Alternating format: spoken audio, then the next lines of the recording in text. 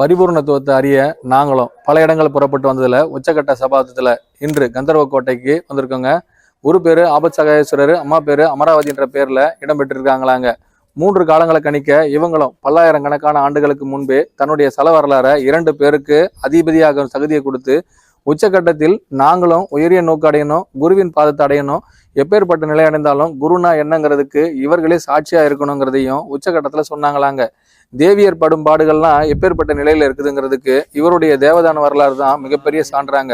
குரு என்னவோ ஆபத் சகாயேஸ்வரர் பேர்ல முக்கிய ஸ்தானத்துல இருந்தாலும் தன்னுடைய இல்லற வாழ்க்கையில எப்படி எல்லாம் தன்னுடைய முழு நாந்தியகத்தையும் எப்படி உருவாக்கி கொடுக்கணுங்கிறதுக்கு தெய்வீக சக்தி பெற்றவர்கள் அனைவருமே குரு பிரதான வாயில தான் இருந்தாங்க. ஆனா கல்லுடையாள் கொள்கையை எப்படி மாற்றி அமைக்கணும்னு சொல்லும் பொழுதுதான் அவருடைய ஆதி நந்தியா இருந்த குருநாதரே தெற்கு வாசல்ல இருந்து வடக்கு வாசலுக்கு மாற்றி அமைச்ச ஸ்தலமா தான் இந்த ஸ்தலம் அறிவிக்கப்படுதுங்க.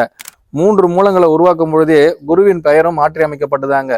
சொர்க்க வாசலை துறக்க சுமார் ஆதி நாயகனா இருந்த குருநாதர் செஞ்சோற்று கடனை தீர்க்க 8 இல்ல 7 நன்னிக்கையில 3 மூலங்களை உருவாக்கி காட்டினாராங்க. அப்படி 3 மூலங்களையும் உருவாக்கி காட்டின குருநாதருடைய பெயரை 8 அல்ல 7க்கு உருவாக்கி கொடுக்கும் பொழுது அவருடைய பெயருக்கு உள்ள ஒரே ஒரு பெயரை சூட்டி கொடுக்க ஆசைப்பட்ட குருநாதர் தன் பெயரையே முழு ஆபத் சகாயேஸ்வரா அப்படின்ற பெயருக்கு அழைச்சு கொடுத்தாங்களாங்க.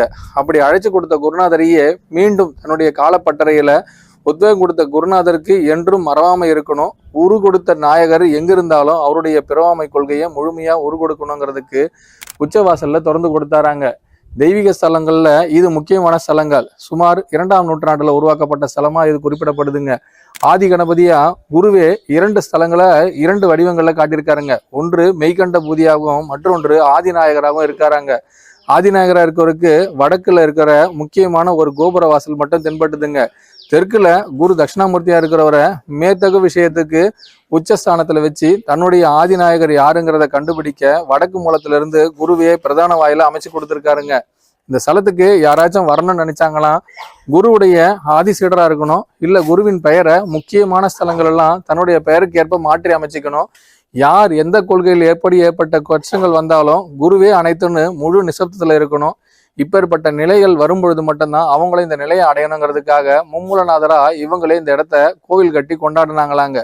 கொண்டாடுற ஸ்தலத்துல முதல் ஸ்தலமானதா இது இருந்தாலும் இதற்கு மறுபரிபூரணையை தரத்துக்காக குரு ஆயக்கலைகள் 64யும் 8 இல்ல 7 கலைகள்ல 9வது கலையை மட்டும் முக்கியமான சாணக்கட்டையில வச்சு சொல்லி கொடுத்தாராங்க.